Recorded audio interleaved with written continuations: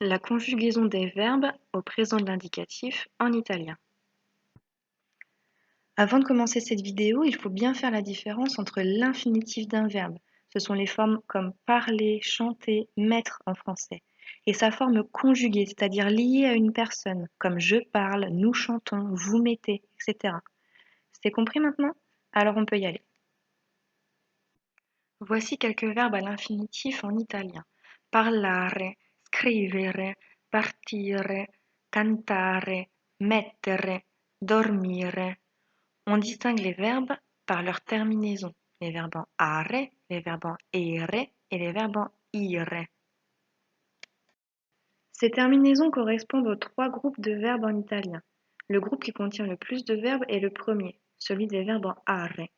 On y trouvera par exemple les verbes ascoltare, chiamare, amare, cantare, studiare et guardare.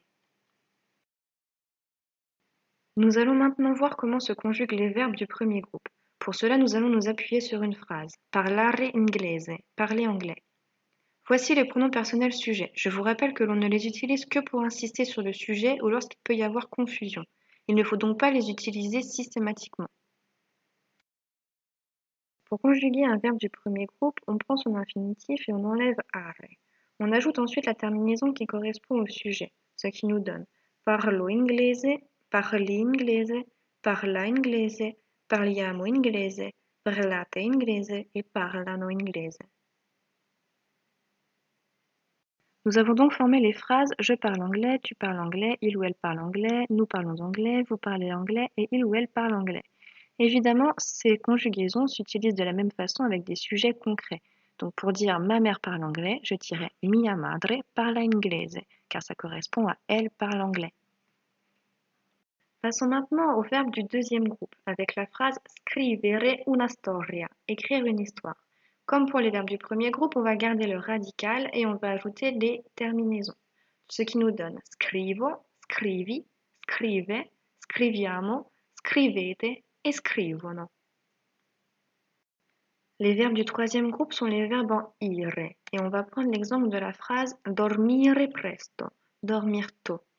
Ce qui nous donne dormo presto, dormi presto, dorme, dormiamo, dormite et dormono. Certains verbes en ire sont un peu particuliers.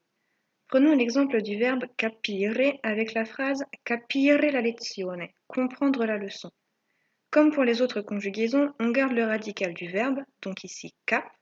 Cependant, on ne va pas tout de suite ajouter les terminaisons. On va en effet leur ajouter le groupe de lettres isque à toutes les personnes sauf à noi et à voi. Et ensuite, on ajoute les terminaisons des verbes en ire, ce qui nous donne capisco, capisci, capisce, capiamo, capite et capiscono.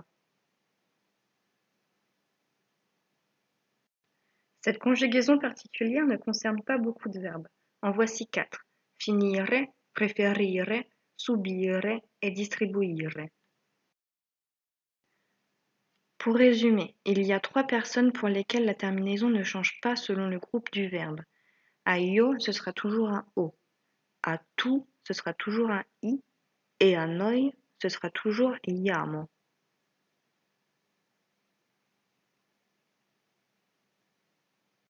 Ensuite, pour les troisièmes personnes, singulier ou pluriel, la terminaison est la même pour les verbes du deuxième et du troisième groupe. Un e au singulier et ono au pluriel. Et enfin, à vous, la terminaison change à chaque groupe de verbes. Nous avons terminé. N'hésite pas à regarder la description de la vidéo, j'y mettrai des liens d'activités à faire pour vous entraîner. Ciao ciao!